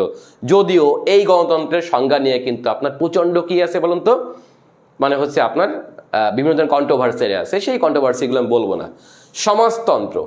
সমাজতান্ত্রিক অর্থব্যবস্থার মূল কথা হচ্ছে আপনার ব্যক্তি সবাই সমান, মানে হচ্ছে আপনার সাম্যবাদী সমাজ ব্যবস্থা, সবাই সমান। এখানে এসে আসছে আপনার রাষ্ট্র দ্বারা হচ্ছে আপনার নিয়ন্ত্রিত হবে, ব্যক্তি সম্পত্তির মালিক হবে না। সোজা কথা, ব্যক্তি সম্পত্তির মালিক হতে পারবে না। সম্পত্তির মালিকানা থাকবে যৌথ মালিকানা, সামাজিক মালিকানা, রাষ্ট্রীয় মালিকানা। তার মানে যদি আমরা বলি যে বর্তমান পৃথিবীতে কিউবা, চায়না কিছুটা, চায়না একদম পুরোপুরি না আর কি, এগুলো হচ্ছে আপনার এই ধরনের অর্থনৈতিক ব্যবস্থা বিদ্যমান এখানে, ওকে। বাট চায়না পুরোপুরি না, আবারও বলি। সাম্যবাদ, সমাজতন্ত্রের একদম উঁচু একটি স্তরের নাম হলো সাম্যবাদ, যেখানে এসে আরো বেশি পৃথিবীতে এই সাম্যবাদের দিকে এখনো কোন রাষ্ট্র পুরোপুরি যায়নি, ঠিক আছে। আচ্ছা, পপুলিজম এর বাংলা হলো লোকরঞ্জনবাদ। লোকরঞ্জনবাদ যদি বলা হয় কি, তাহলে আমি আপনাদেরকে বলবো আপনারা 2-3 জন ব্যক্তিকে তাকাতে পারেন, তাহলে আপনি লোকরঞ্জনবাদ বুঝতে পারবেন। এর মধ্যে একজন হলো নরেন্দ্র মোদী, আর একজন হচ্ছে রিসেপ তাইয়েপ এরদোয়ান। অর্থাৎ পিপল আসলে কি চায়, ঠিক আছে, পিপল আসলে কি চায় সেই দিকে, সেটা লিগাল হোক আর ইলিগাল হোক, সেটা সংবিধানের পক্ষে হোক বা বিপক্ষে হোক, সেই দিকে হচ্ছে আপনার কি করা বলেন তো, সেই দিকে হচ্ছে সরকার বা রাষ্ট্রপ্রধান অথবা কোনো রাজনৈতিক নেতা সেইটাকে পুঁজি করে যখন তার রাজনৈতিক অথবা ব্যক্তিগত ফয়দা লুটবে, এটাকে আমরা বলি হচ্ছে পপুলিজম অথবা লোকরঞ্জনবাদ। হোক সেটা তার স্বার্থ বিরোধী, হোক সেটা তার রাজনৈতিক আদর্শ বিরোধী, হোক সেটা রাষ্ট্রের আদর্শ বিরোধী, তখন হচ্ছে আপনার সেই দিকে হচ্ছে ধাবিত হয় যখন কোনো রাষ্ট্রপ্রধান সরকার প্রধান, আমরা এটাকে তখন বলি হচ্ছে পপুলিজম অথবা হচ্ছে লোকরঞ্জনবাদ। সেটা হতে পারে ধরেন আমরা যদি বর্তমান হিসাব করি নরেন্দ্র মোদী, আমরা জানি যে ইন্ডিয়ার একটা বড় অংশই হচ্ছে আপনার অশিক্ষিত, অশিক্ষিত বলতে আছে স্বল্প শিক্ষিত, বা ধর্মীয় দিক থেকে ধরেন আপনার যদি হিন্দুবাদ বা হিন্দুত্ববাদের দিকে যদি আপনার নরেন্দ্র মোদী এখন ঝুঁকে যাচ্ছে আস্তে আস্তে করে, কিন্তু ভারতের যে রাজনৈতিক আদর্শ অথবা ভারত যেভাবে সৃষ্টি হয়েছে যে আদর্শ নিয়ে, অথবা ভারত যে আদর্শ নিয়ে স্বাধীন হয়েছে, এটা কিন্তু সম্পূর্ণ বিরোধী একটা বিষয়। অর্থাৎ তিনি কিন্তু আপনার একটা ধর্মের লোকদেরকে কি করতেছেন, প্রাধান্য দিচ্ছেন, সেটা হচ্ছে কাদেরকে, হিন্দুদেরকে। এটা কিন্তু অনেকের আবার লাগতে পারে, বাট ভারতের ধর্ম কিন্তু আপনার হিন্দুত্ববাদ না, ভারতের ধর্ম হচ্ছে আপনার বহুত্ববাদ। ভারতের ধর্ম হচ্ছে আপনার কি বলতো, ধর্মীয় দিক থেকে কিন্তু আপনার ভারত কিন্তু অসম্ভব, মানে যদি আমরা বলি ভারত যখন সৃষ্টি হয়, ভারত কিন্তু সৃষ্টি হওয়ার পরে কিন্তু আপনার ভারতের মানে হচ্ছে ধর্মীয় দিক থেকে কিন্তু বেশ সহিষ্ণু রাষ্ট্র। এত বড় রাষ্ট্র হওয়ার পরেও কিন্তু আমরা ধর্মীয় দিক থেকে তার সরকারগুলো বেশ সহিষ্ণু ছিল। অর্থাৎ এখানে হচ্ছে ধর্ম নিরপেক্ষতা, এই ধর্ম নিরপেক্ষতায় কিন্তু আপনার ভারতের ধর্ম ছিল। বাট ধীরে ধীরে কিন্তু আপনার আমরা দেখতে পাই যে নরেন্দ্র মোদী কিন্তু আপনার একটা বৃহৎ অংশ, যেহেতু ওখানে হিন্দু প্রায় 79 বা 80%, সেহেতু হচ্ছে আপনার হিন্দুদেরকে হচ্ছে আপনার বেশি প্রাধান্য দিচ্ছে। তার মানে এখানে বাকি যে ধর্মের লোকগুলো আছে, সেটা হতে পারে মুসলিম, হতে পারে হচ্ছে আপনার শিখ, হতে পারে বৌদ্ধ, এরা কিন্তু আপনার ধর্মীয় দিক থেকে কিছুটা হলেও নিগৃহীত হচ্ছে নরেন্দ্র মোদী সরকারের আমলে। তার মানে এই যে একটা বিশাল অংশ যেদিকে চাচ্ছে, সেই দিকটা হচ্ছে আপনার ওই দলের বা ওই রাজনৈতিক দলের অথবা ওই দেশের যদি আপনার সংবিধান বিরোধীও হয়, বাট তার দিকে আস্তে আস্তে করে ঝুঁকে যাচ্ছে। এটাকে বলা হচ্ছে আপনার লোকরঞ্জনবাদ। মানে হচ্ছে মোস্ট অফ পিপল যেটাকে সাপোর্ট করে, সেটা যদি আপনার নীতি বিরোধীও হয়, সেটাকে সাপোর্ট করা, এটি হলো আপনার লোকরঞ্জনবাদ। ঠিক আছে? অথবা ধরেন রিসেপ তাইপ এরদোয়ান, তিনি হলেন একজন ধর্মীয় না, আমরা জানি যে ভারতের মতো করে একইভাবে তুরস্ক একটি ধর্মনিরপেক্ষ রাষ্ট্র। আমি জানি না যে এই কথাগুলো অনেকের বিরুদ্ধে যাচ্ছে কিনা, বাট একদম আপনারা যদি একটু শিক্ষিত হয়ে থাকেন, আপনারা ভালোভাবে উপলব্ধি করলে বুঝতে পারবেন। ঠিক আছে? আচ্ছা, তুরস্কের নেতার নাম হচ্ছে Recep Tayyip Erdogan. Recep Tayyip এরদোয়ানের তুরস্ক কিন্তু আপনার সাম্প্রতিক সময়ে তুরস্কের যে লিরা অর্থাৎ মুদ্রা, এই মুদ্রার নাম হচ্ছে লিরা। এই লিরার মান হচ্ছে আপনার ধীরে ধীরে ধীরে ধীরে ভাবে নিচু মানে নিম্নগামী হচ্ছে। অর্থনৈতিক দিক থেকে তুরস্ক অনেকটা হচ্ছে আপনার পিছিয়ে যাচ্ছে। ঠিক সেই সময় হচ্ছে আপনার এই তার বিরুদ্ধে যে আপনার বিরোধী দল বা অন্যান্যদের যেই অভিযোগ, সেই অভিযোগগুলোকে ধামাচাপা দেওয়ার জন্য সে হঠাৎ করে তুরস্কে এমন একটা জিনিসকে সামনে নিয়ে আসে, যেটা হচ্ছে তার জনপ্রিয়তাকে কয়েক গুণ বাড়িয়ে দেয়। সেটা হচ্ছে আপনার ধর্মীয় ইস্যু। তুরস্ক যখন 1923 সালে সৃষ্টি হয়, আধুনিক তুরস্ক, তখন কিন্তু তুরস্কের মূল কথা ছিল হচ্ছে আপনার ধর্ম নিরপেক্ষতা। ওকে, বাট আমরা জানি তুরস্কের প্রায় 98% লোক হচ্ছে আপনার যেহেতু মুসলিম, সেহেতু মুসলমানদের একটা দীর্ঘদিনের ইচ্ছা ছিল, সেটা হচ্ছে আয়া সোফিয়া নামক যে মসজিদটা আছে বা যে গির্জাটি ছিল অথবা যে অর্থোডক্স গির্জাটি ছিল, সেটি কিন্তু আপনার বর্তমানে হচ্ছে মসজিদে রূপান্তর করলো। এখন যখনই 2020 সালে এটাকে মসজিদে রূপান্তর করলো, তারপর 98% লোকের বেশিরভাগই হচ্ছে ধর্মীয় দিক থেকে কিছুটা হলেও কি বলতো দুর্বল। সো ওরা কিন্তু আপনার রিসেপ তাইপ এরদোয়ানকে কি করলো, তারা হচ্ছে সাপোর্ট করা শুরু করলো। তার মানে তার জনপ্রিয়তা কিন্তু আপনার অসম্ভব বৃদ্ধি পেল। বাট আমরা বুঝতেই পারি এটা কিন্তু তুরস্কের যে আপনার সংবিধান, তার কিন্তু অনেকটা হলেও বিরোধী।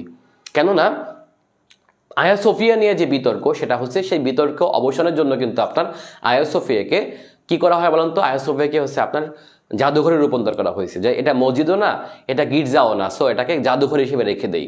বাট নতুন করে যখন 86 বছর পরে এসে এটাকে যখন মানে হচ্ছে হয়তো 98% লোক মুসলিম, তাদেরকে খুশি করার জন্য যখন সেটাকে মসজিদ করলো, মানে মসজিদে রূপান্তর করলো, তখন কিন্তু একটা অংশ কিন্তু ধর্মীয় দিক থেকে অখুশি হচ্ছে, বা বৈশ্বিকভাবে বা তুরস্কের সংবিধানের সাথে কিন্তু এটা হচ্ছে সম্পূর্ণ সাংঘর্ষিক। সো এটাকে বলা হচ্ছে আপনার লোকরঞ্জনবাদ। ঠিক আছে? আমেরিকাও ঠিক একইভাবে ধরেন হচ্ছে আপনার যদি আমরা হিসাব করি যে ডোনাল্ড ট্রাম্প আমেরিকায় ক্ষমতা আসছিল এই লোকরঞ্জনবাদকে কাজে লাগিয়ে। আমরা জানি যে আমেরিকার একটা বড় সমস্যা হলো আমেরিকার বেশিরভাগ লোকই হচ্ছে অভিবাসী, বিভিন্ন দেশ থেকে যাওয়া। কিন্তু এইখানে যারা হোয়াইট চামড়া তো বুঝতেই পারছেন, যারা হচ্ছে আমেরিকার নেটিভ, আসলে আমেরিকান নেটিভ বলতে যারা একটা বিতর্কিত বিষয়, বাট তারপরও সাদা চামড়ার লোকেরা মনে করে তারা হচ্ছে আমেরিকান নেটিভ। ওকে, এখন এদেরকে বললো যে আমি একটা নীতি করলাম যে আমেরিকা ফার্স্ট, যে কোনো কিছুর আগে আমেরিকার জনগণের স্বার্থকে আগে দেখবে, বৈশ্বিকভাবে সেটা ক্ষতি হোক বা যাই হোক না কেন, বাট আমেরিকাকে আগে প্রাধান্য দিবে, হোয়াইটকে আগে প্রাধান্য দিবে।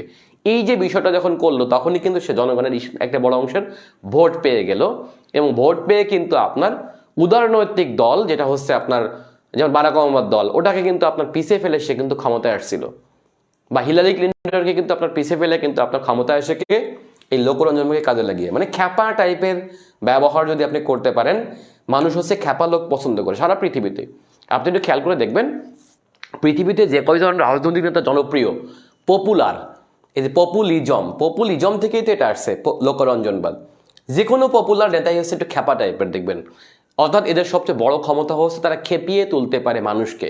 যদি আমি হিসাব করি, সেকেন্ড ওয়ার্ল্ড ওয়ারের আগে কিন্তু অ্যাডলফ হিটলার তিনি কিন্তু জার্মানির নাগরিকদেরকে কিন্তু খেপিয়ে তুলছিলেন। খেপিয়ে তুলছিলেন কি বলে বলুন তো? তারা বলছে যে হোয়াইট, আমরা হলাম আর্য রক্ত, আর্য মানে বুঝতেই পারছেন, আর্য মানে হচ্ছে শ্রেষ্ঠ জাতি, ঠিক আছে, জার্মান হচ্ছে পৃথিবীর শ্রেষ্ঠ জাতি।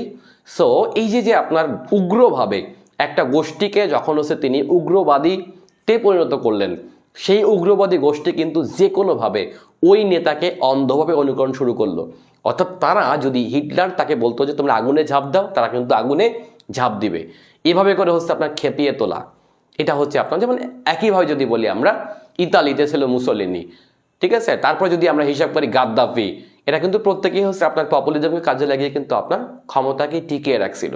এবং দেখেন যে পৃথিবীতে প্রত্যেকটা জনপ্রিয় নেতাই হচ্ছে খ্যাপাটে নেতা, দেখবেন খেয়াল করে। বাংলাদেশেও যদি আপনি জনপ্রিয় হতে চান খুব দ্রুত, তাহলে দেখবেন আপনার গালাগালি করতে হবে। সবচেয়ে বড় কাজ হচ্ছে আপনি সরকারকে গালাগালি করবেন, সরকারের বিরুদ্ধে সব জনগণ থাকে। কারণ গণতন্ত্র এমন এক ব্যবস্থা, এটা একটা মজার ব্যবস্থা, যেখানে আমরা বলি যে সংখ্যাগরিষ্ঠ মতামতকে প্রাধান্য দেওয়া হয়। কিন্তু এটা খেয়াল করে দেখেন, গণতন্ত্রে যদি ভোট হয়, অরিজিনালি হচ্ছে মাত্র 40% লোক হচ্ছে ভোটে যায়, 60% লোক কিন্তু আপনার ভোটে যাচ্ছে না। তার মানে দেখেন এইখানে যে নির্বাচিত হয় সে কত পার্সেন্ট ভোট পায়? অনেক কম ভোট পায়। অর্থাৎ 60% লোক কিন্তু ভোটের কেন্দ্রে যায় নাই। আমাদের দেশ বা এটাই আপনার গণতন্ত্রের সবচেয়ে বড় বৈশিষ্ট্য, যে মোস্ট অফ লোক ভোটেই যায় না, ভোট দিতেই যায় না। অনেক কারণ, কেননা আমাদের দেশে তো ভোট দেওয়া বাধ্যতামূলক না, সো এই জন্য যায় না।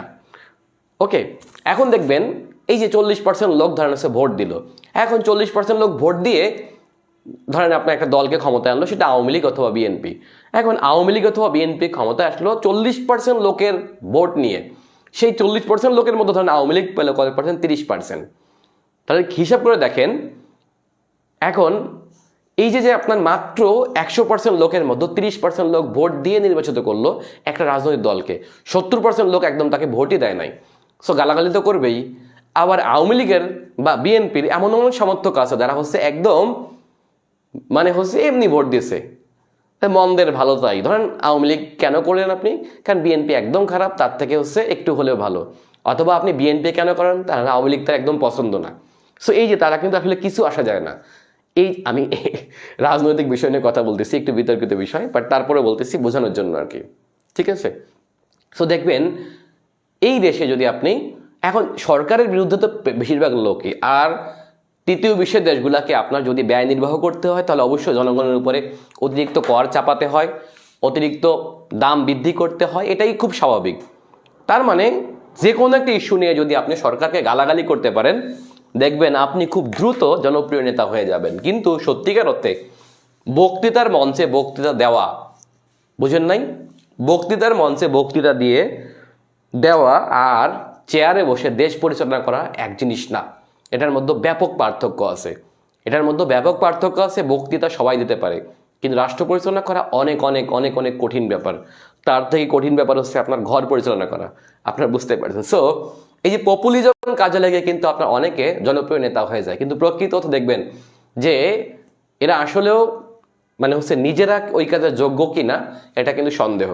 বাংলাদেশে দেখবেন যে অনেক লোক বর্তমানে সরকারকে গালাগালি করে, এবং যেই কজন গালাগালি করে ওরা খুবই পপুলার, ওদের ভক্ত সংখ্যা প্রচুর, কিন্তু প্রকৃত অর্থে দেখবেন এর আসলে কোনো ভিত্তি নাই, ঠিক আছে। যা হোক আর কি।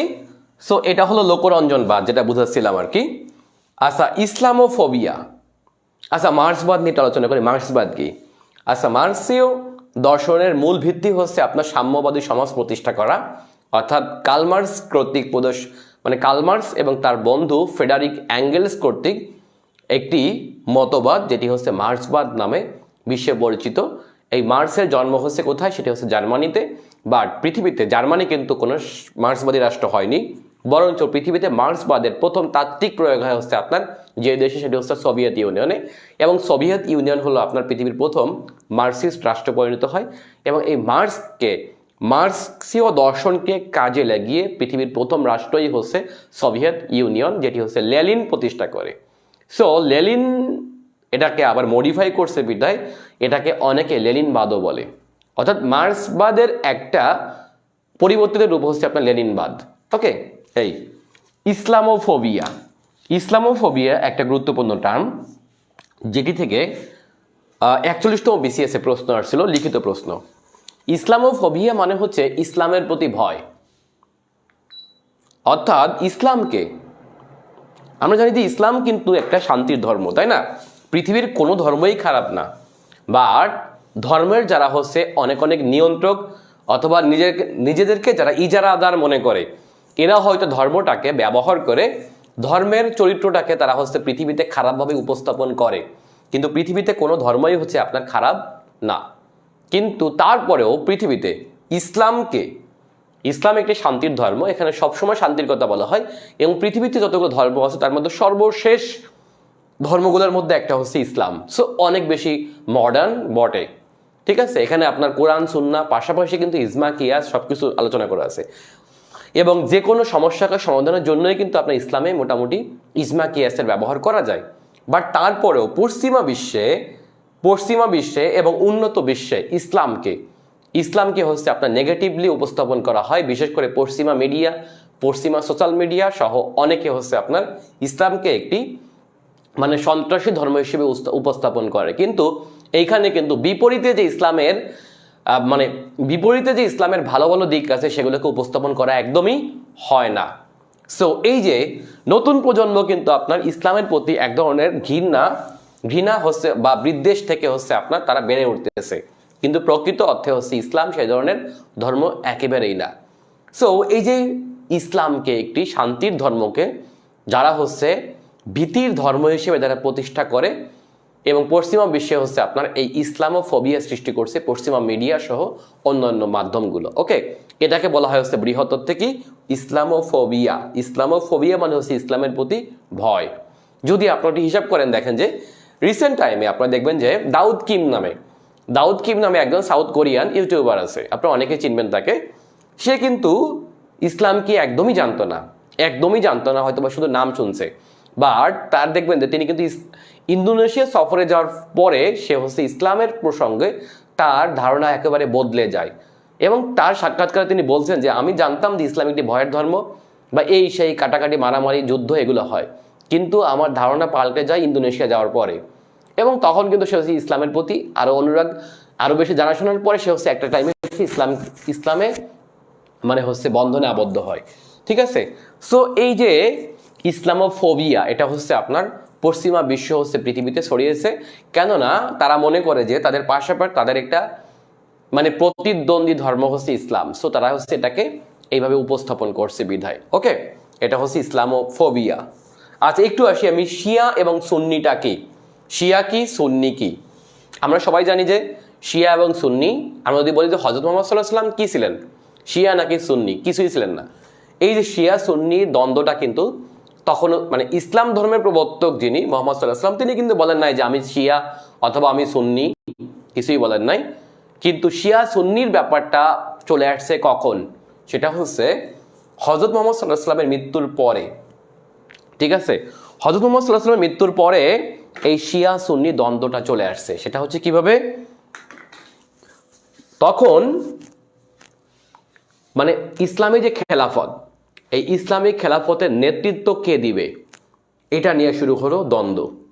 আপনারা বুঝতেই পারছেন, কেননা আমরা জানি যে মুহাম্মদ সাল্লাল্লাহু আলাইহি ওয়াসাল্লামের পরিবারে কিন্তু কোনো ছেলে সন্তান ছিলেন না। যেহেতু মুহাম্মদ সাল্লাল্লাহু আলাইহি ওয়াসাল্লামের কোনো ছেলে সন্তান ছিলেন না, সেহেতু এইখানে একটা বিষয় যে তাহলে ইসলামিক খেলাফতের নেতৃত্ব কে দিবেন আফটার মুহাম্মদ। ওকে, এখন এইখানে এসে হচ্ছে আপনার শুরু হলো মুসলিমদের মধ্যে দ্বন্দ্ব, সেটা হচ্ছে খিলাফত নিয়ে। আমি কি ঠিক বলতেছি কিনা আমি জানি না, মোটামুটি মানে মূল থিমটা ঠিক আছে, বাট আমি অনেক বেশি জানি না।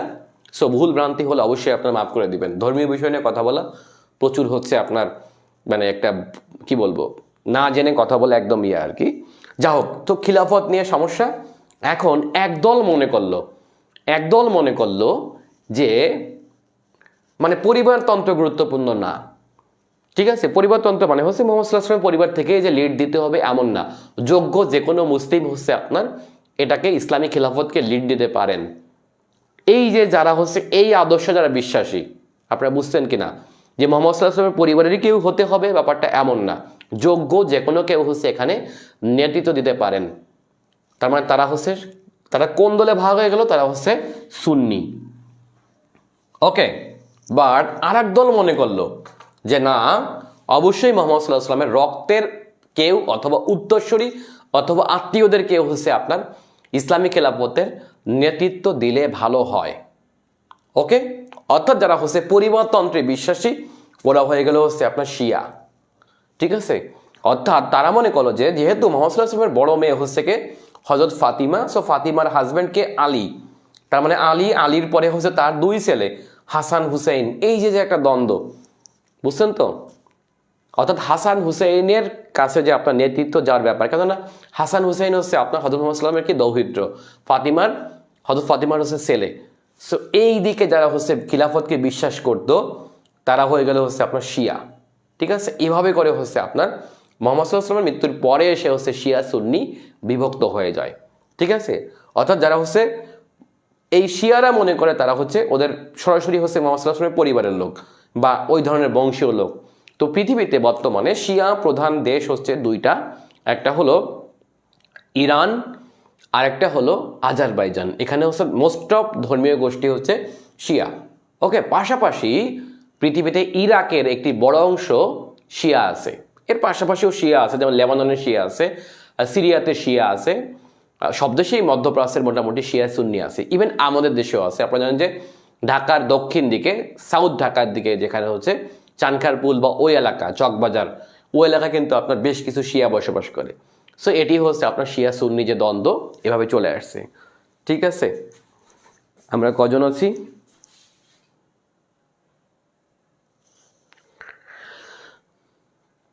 যা হোক, এগুলো হচ্ছে তাহলে বিশ্বের প্রধান প্রধান মতবাদ সমূহের মধ্যে অন্যতম। আরো অনেক অনেক বিষয় আমাদের পড়তে হবে, যেমন যদি বলি আমরা জায়নিজম আর একটা হচ্ছে ইহুদিবাদ।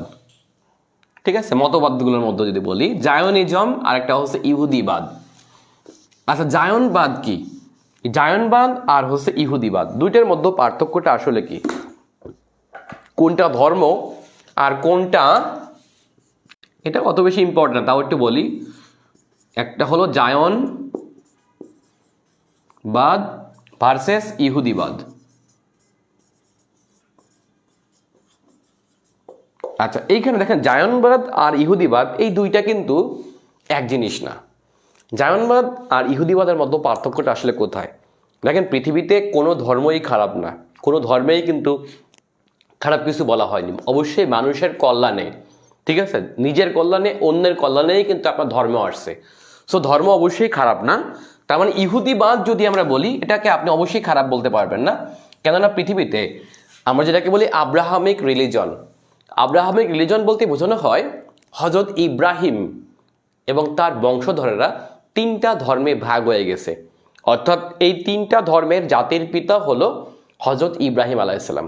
এখন যদি বলা হয় সেই তিনটা কি কি, তাহলে অবশ্যই আমরা বলবো একদম প্রথমটা হচ্ছে ইহুদি, তারপরে আসছে কি বলুন তো খ্রিস্টান, তারপরে কি আসছে মুসলিম।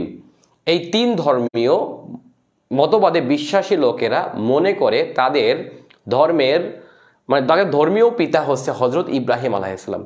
বিধায় এই তিনটাকে একসাথে বলা হয় আব্রাহামিক রিলিজন। এবং খেয়াল করে দেখবেন যে এই তিন ধর্মের লোকদের কিন্তু আপনার ব্যাপক মিল রয়েছে।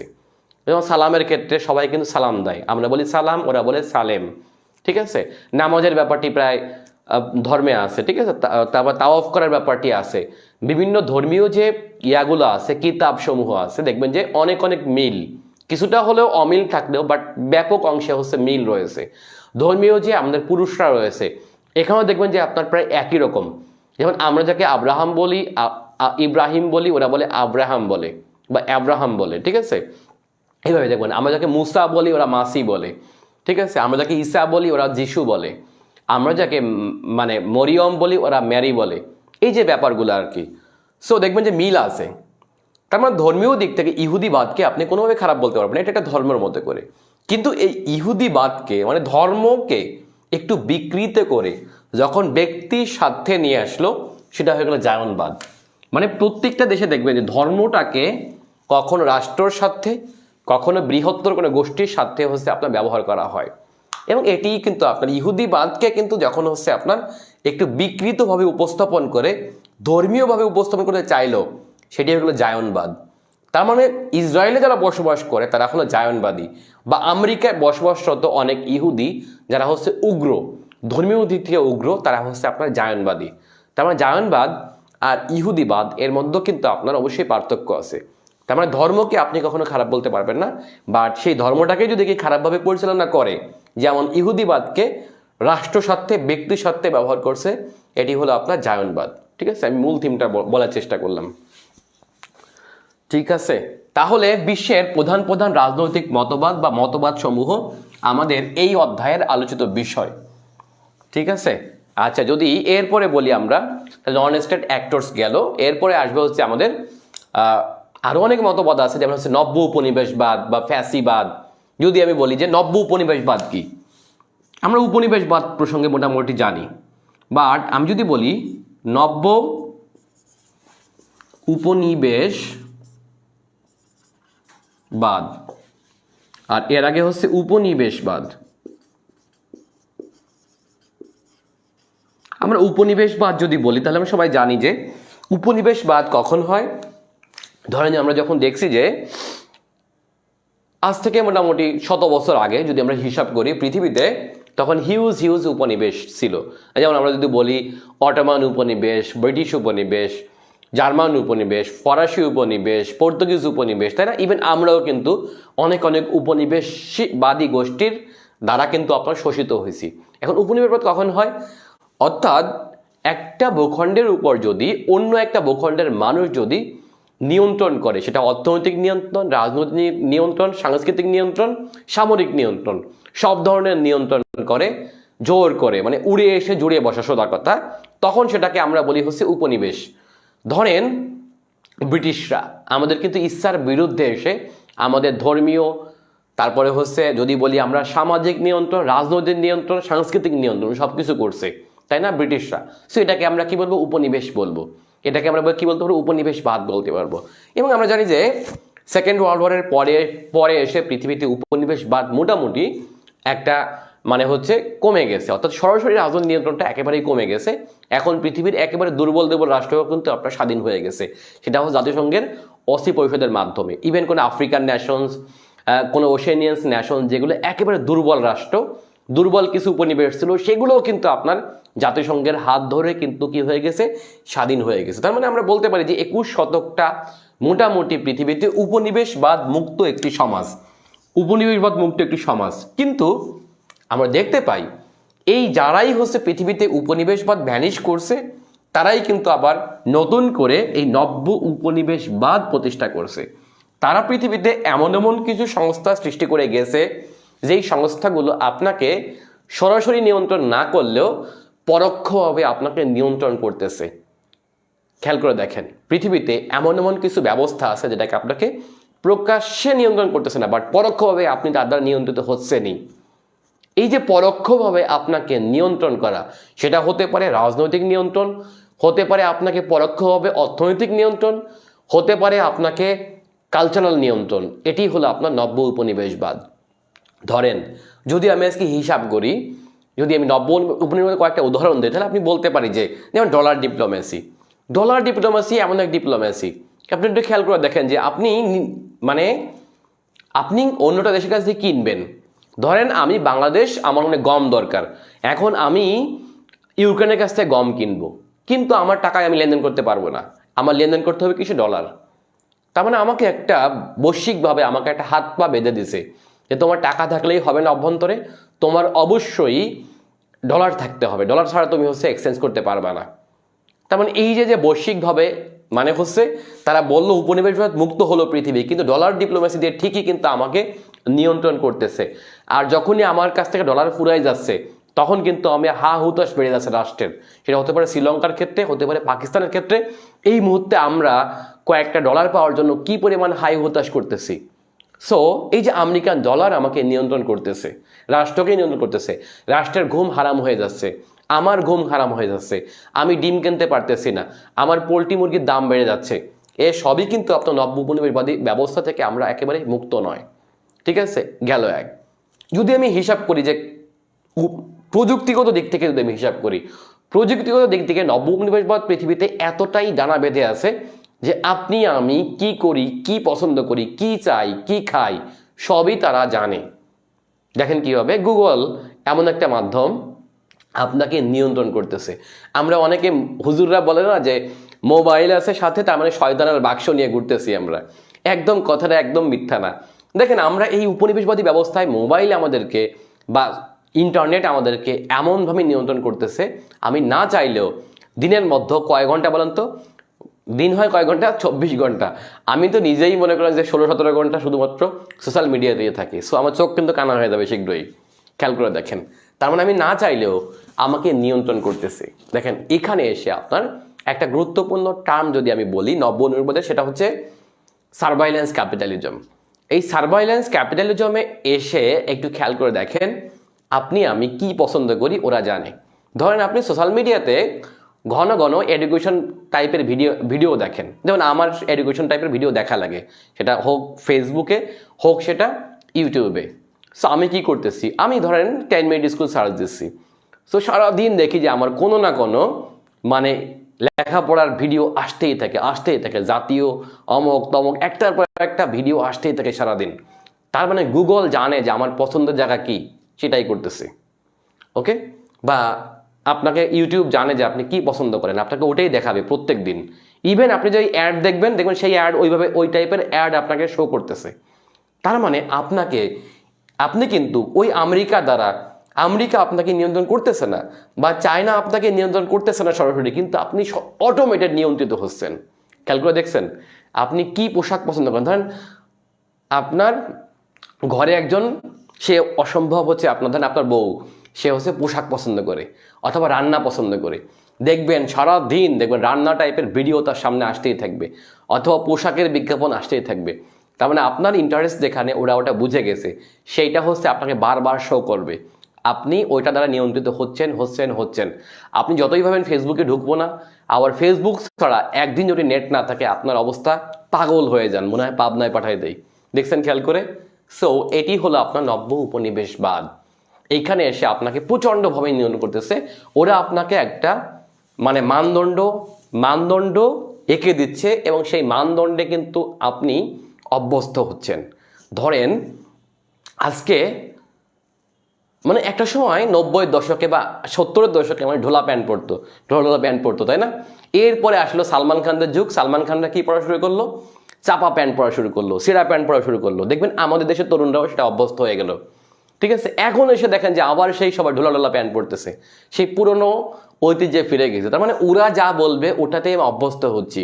ঠিক আছে, বৈশ্বিক মিডিয়া যেটা বলতেছি সেটাকে আমি অভ্যস্ত হচ্ছি।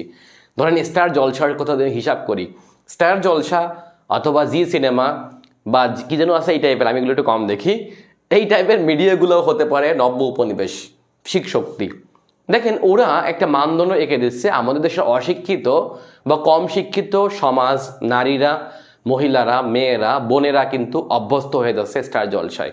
তার মানে এই যে পরোক্ষভাবে নিয়ন্ত্রণ করতেছে, এটি হলো আপনার নব্য উপনিবেশবাদ। ধরেন ইউনিলিভার আপনাকে দেখাচ্ছে, আপনি ফেয়ার অ্যান্ড লাভলির বিজ্ঞাপন দেখবেন। ঠিক আছে, ফেয়ার অ্যান্ড লাভলির বিজ্ঞাপন হতে পারে নব্য উপনিবেশবাদের একটা বড় উদাহরণ। দেখবেন ফেয়ার অ্যান্ড লাভলি আপনাকে বোঝাচ্ছে যে আপনার যদি মানে আপনাকে স্লিম হতে হবে, মানে সুন্দর হতে হলে আপনাকে কয়েকটা জিনিস থাকতে হবে। আপনাকে এরকম ভাত খাওয়া যাবে না, আপনাকে এরকম টুনির মতো সোজা হইতে হবে, আপনার ওজন হইতে হবে সবার 52 কেজি 48 কেজি। ঠিক আছে, তার মানে 65 কেজির যে মেয়ে বা 70 কেজির যে মেয়ে সে মেয়ে না, সোজা কথা। বিয়ের জন্য আপনি একেবারে উপযুক্ত না, মানে এটা আপনাকে বোঝাচ্ছে আর কি, সোজা কথা। কিন্তু সত্য কথা হচ্ছে আপনি সেটা কমফোর্ট কিনা, আপনি সেখানে সুখী কিনা। বাট তারপরেও আপনি সুখী হলে হবে না। ধরেন আপনার ওজন 70 কেজি বা 70 কেজি হওয়া মানে হচ্ছে আপনাকে সামাজিকভাবে আপনাকে হেয় হতে হবে, তাই না? আপনাকে হেয় হতে হবে, তার মানে আপনার ইচ্ছা থাকলেও, আপনার একদম ইচ্ছা নেই যে আমার ওজন নিয়ে কোনো টেনশন নেই, বাট তারপরেও সমাজ আপনাকে একটা মানে হচ্ছে বাধা দিচ্ছে। কেন না পশ্চিমা মিডিয়া বা ইউনিলিভার অথবা অমক তমক বোঝাচ্ছে যে ইয়া হতে হলে আপনাকে স্লিম হতে হবে, গায়ের রং ফর্সা হতে হবে, হ্যাঁ ওজন হতে হবে এরকম, লম্বা হতে হবে, এই হতে হবে, তাহলে আপনি বিয়ের জন্য উপযুক্ত হবেন। ঠিক আছে, ঘর সামলাই অমকও সামলাই, এই সেই ব্যাপার স্যাপারগুলো, এগুলো হচ্ছে সম্পূর্ণভাবে হচ্ছে আপনার নব্য উপনিবেশবাদীকে একটা শক্তি, প্রত্যক্ষ হোক পরোক্ষভাবে হোক আপনাকে নিয়ন্ত্রণ করতেছে। ঠিক আছে, এবং আপনি অভ্যস্ত হচ্ছেন এবং আপনি অভ্যস্ত হতে বাধ্য হচ্ছেন। ঠিক আছে, এটি হলো আপনার নব্য উপনিবেশবাদ, সোজা কথা, বৃহৎ অর্থে বললাম। অর্থাৎ আপনি আমি কোনো না কোনোভাবে নিয়ন্ত্রিত হচ্ছি। ঠিক আছে, ধরেন ডাব্লিউটিও এমন এক বিশ্ব ব্যবস্থা, বিশ্ব বাণিজ্য সংস্থা, অথবা ধরেন এইখানে এসে ডাব্লিউটিওতে একটা বড় নিয়ন্ত্রণ হচ্ছে আমেরিকার হাতে। এখন আমেরিকা কিন্তু এই ডাব্লিউটিও বা বিশ্ব বাণিজ্য সংস্থার মাধ্যমে কিন্তু বিশ্বকে কোনো না কোনোভাবে নিয়ন্ত্রণ করতেছে, এবং এখানে বা আইএমএফ এর মাধ্যমে নিয়ন্ত্রণ করতেছে। আইএমএফ, ডাব্লিউটিও এগুলো হচ্ছে আপনার নব্য উপনিবেশিক শক্তি হিসেবে আমরা বলতে পারি। কেননা দেখেন কোনো না কোনোভাবে এরা কিন্তু আপনাকে নিয়ন্ত্রণ করতেছে। অথবা যদি বলি আমরা কমনওয়েলথও কিন্তু আপনার নব্য উপনিবেশবাদ। অর্থাৎ ব্রিটিশরা বলছে আমরা পৃথিবী থেকে চলে গেছি, আমরা আর পৃথিবীতে নাই, আমাদের উপনিবেশ নাই। তারপরেও ব্রিটিশ উপনিবেশ ছিল এমন 54টা দেশকে তারা একসাথে বেঁধে রাখছে, এবং সেটি হচ্ছে এটাও এক ধরনের নব্য উপনিবেশবাদ। অর্থাৎ তারা বলতেছে যে আপনি যদি ব্রিটিশ উপনিবেশ শক্তি হন তাহলে ইংল্যান্ডে শিক্ষার ক্ষেত্রে, আইএলটিএস করার ক্ষেত্রে, ব্যারিস্টারি করার ক্ষেত্রে আপনি একটি সুবিধা পাবেন, যেগুলো হচ্ছে এই কমনওয়েলথের বাইরের রাষ্ট্রগুলো পাবে না। তার মানে দেখেন আপনাকে ইচ্ছাকৃতভাবে আপনি এই সব দেশে দেখবেন যে প্রত্যেকটা দেশে কোনো না কোনো ব্রিটিশ কাউন্সিল আছে, সেখানে আইএলটিএস শিখাচ্ছে, এই শিখাচ্ছে, সেই শিখাচ্ছে। মানে তাদের যে ইংরেজি ভাষা, ইংরেজি দেশ, ইংরেজি প্রীতি, এটা আপনি ভুলবেন না কখনোই। যেমন আমরা এখনো কিন্তু ইংরেজিতে কথা বলতে পারা, সিবিএ কথা বলতে পারাটাকে আমরা কি মনে করি? আমরা মনে করি একটি স্কিল মনে করি, মানে এটাকে, মানে এটা একটা স্কিল কিন্তু, বাট স্কিলটাকে আমরা আবার যোগ্যতার মাপকাঠি ভাবি। মোটেই না, ইংরেজি বা অন্য ভাষা জানা, সেকেন্ড ভাষা জানা কিন্তু আপনার যোগ্যতা, এটা আপনার হতে পারে যে আপনার ভিন্ন ভাষা জানেন, আপনার স্কিল হতে পারে, বাট একটা লোককে মাপার মাপকাঠি কিন্তু কোনোভাবেই ইংরেজি না বা ফ্রেঞ্চ না বা একটা সেকেন্ড ভাষা না। বাট তারপরেও কিন্তু আমরা এইভাবে করে একটা মানদণ্ড এঁকে দিচ্ছি। ঠিক আছে, এটা কিন্তু আপনার নব্য উপনিবেশবাদ। তার মানে ব্রিটিশরা চলে গেছে, বাট তারপরেও কিন্তু আমাকে নিয়ন্ত্রণ করতেছে কোনো না কোনোভাবে। কীভাবে করতেছে দেখেন, যে এই যে ব্রিটিশ কাউন্সিলের মাধ্যমে হোক, অন্য অন্য সংস্থার মাধ্যমে হোক, বিভিন্ন মিশনারির মাধ্যমে হোক, আমরা এখনও তাদের দ্বারা নিয়ন্ত্রিত হচ্ছি। সেই ব্রিটিশ প্রেম, আমেরিকা প্রেম কিন্তু আমাদের কাছ থেকে এখনও যায়নি। দেখছেন, এটি হলো আপনার নব্য উপনিবেশবাদ। যাই হোক, আমরা মনে হয় মোটামুটি বুঝতে পারছি পৃথিবীর প্রধান প্রধান রাজনৈতিক মতবাদ সমূহ আমরা এখানে আলোচনা করব।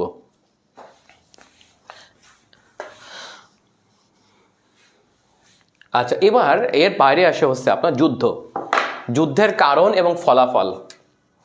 ঠিক আছে, যুদ্ধের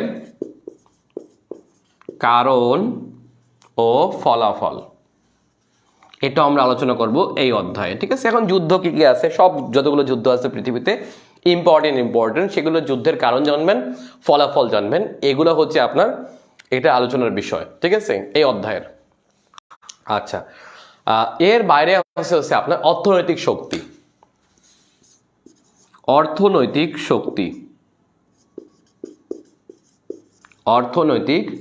শক্তি, অর্থাৎ আন্তঃরাষ্ট্রীয় ক্ষমতা সম্পর্কে অর্থনৈতিক শক্তি সমূহ, বিশেষ করে আমাদের এই যে আমরা জিডিপির ভিত্তিতে দেশকে হিসাব করি, যে শীর্ষেকে পিপিপির ভিত্তিতে হিসাব করি, চীন উপরে নাকি আমেরিকা উপরে। ঠিক আছে, এই যে বিষয়গুলো আছে এগুলোও কিন্তু আমাদের এই অধ্যায়ের আলোচিত বিষয়বস্তু। ঠিক আছে, আচ্ছা, এরপরে হলো এর বাইরে যদি আমরা বলি তাহলে আমরা বলতে পারবো বিজ্ঞান ও প্রযুক্তির যে অগ্রসর। বিজ্ঞান ও প্রযুক্তি বলতে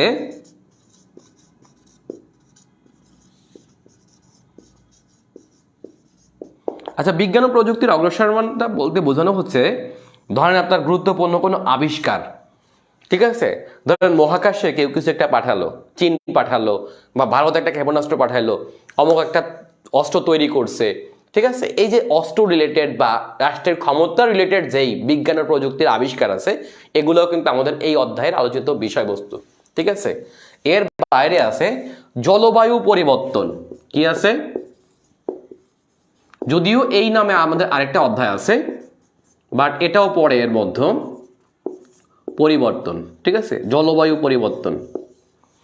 ঠিক আছে, আচ্ছা, তারপরে আছে হচ্ছে আপনার খাদ্য এবং মানব নিরাপত্তা। খাদ্য নিরাপত্তা, খাদ্য নিরাপত্তা। খাদ্য নিরাপত্তা বিষয়টা একটু বুঝতে পারছেন কিনা? ধরেন ইউক্রেন রাশিয়া যুদ্ধ বাঁধছে, ওকে, ইউক্রেন রাশিয়া যুদ্ধ বাঁধলো, কিন্তু পৃথিবীতে সবকিছু দাম বেড়ে গেল, মানুষের নাগালের বাইরে চলে গেল সবকিছু। ইভেন পোলট্রি মুরগির দামও বেড়ে গেল বাংলাদেশে, তাই না? পাঙ্গাস মাছের দামও বেড়ে গেল, ডিমের দাম বেড়ে গেল। তার মানে যুদ্ধ হচ্ছে ইউক্রেনে, কিন্তু আমার হাড়িতে এসে সেটার প্রভাব পড়লো, আমার ডিমের উপর প্রভাব পড়লো। ডিম ছিল 60 টাকা, সেই ডিম হয়ে গেল এখন 12 টাকা। তাহলে এই যে একটা প্রভাব পৃথিবীতে আসছে, বৈশ্বিকভাবে দেখেন যে আপনার খাদ্য সরবরাহে কিন্তু আপনার প্রচণ্ড ঘাটতি দেখা দিল। কেননা আমরা জানি যে ইউক্রেন যুদ্ধের ফলে কি হলো, আপনার জাহাজ কিন্তু আসতে পারতেছে না, তাই না? জাহাজের নিরাপত্তার একটা বিষয় আছে। তার মানে এই যে খাদ্য নিরাপত্তা, এটাও কিন্তু আপনার এই অধ্যায়ের আলোচিত একটি বিষয়বস্তু। ঠিক আছে, আচ্ছা, খাদ্য নিরাপত্তা। এরপর আছে মানব নিরাপত্তা।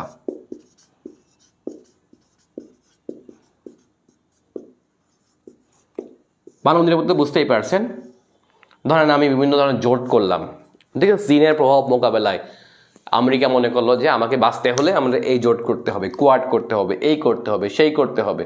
ঠিক আছে, যদিও এগুলো আসলে কোনো ধরনের কার্যকরী জোট না, বরঞ্চ এগুলোই পৃথিবীতে আরো বেশি বিভাজন ডেকে নিয়ে আসে। ঠিক আছে, এই আচ্ছা, তারপরে আরো আছে সামরিক ক্ষমতা আছে, এই টাইপের আর কি। আচ্ছা, সামরিক ক্ষমতা, সামরিক ক্ষমতা। ধরেন গ্লোবাল ফায়ার পাওয়ার বলল যে এবছর 2022 সালে সামরিক ক্ষমতায় বিশ্বের শীর্ষ দেশ হচ্ছে আপনাকে মার্কিন যুক্তরাষ্ট্র। ধরেন গ্লোবাল ফায়ার পাওয়ার বলল যে এবছর অস্ত্র আমদানিতে শীর্ষ দেশ হচ্ছে আপনার ইন্ডিয়া। ঠিক আছে, এই যে বিষয়সমূহ আছে অস্ত্র সংক্রান্ত বা মানে হচ্ছে আপনার সামরিক ক্ষমতা সংক্রান্ত যে বিষয়সমূহ আছে, এগুলো হচ্ছে আপনার এই অধ্যায়ের আলোচিত বিষয়সমূহ। ঠিক আছে, এই আর কি, এগুলোকে আপনারা মোটামুটি জানবেন মোটামুটি, তাহলে আমাদের এই অধ্যায়টা তাহলে আমরা ভালোভাবে অ্যান্সার করতে পারবো। ঠিক আছে, এখন যদি আমি আমার বই থেকে বলি, তাহলে আপনারা বই থেকে কি কি পড়বেন সেইটা অলরেডি হচ্ছে বইয়ে দেওয়াই আছে সুন্দর করে, যেমন কোয়াড আলোচনা করা আছে, যে এখান থেকে সাম্প্রতিক পড়তে হয় কিন্তু প্রচুর। ঠিক আছে, এই অধ্যায় থেকে আমাদের সাম্প্রতিক পড়তে হবে প্রচুর। আচ্ছা, এইটা আমার বইয়ে কোথায় আছে একটু দেখি আমরা। কারেন্ট অ্যাফেয়ার্স ম্যানুয়াল বইটাতে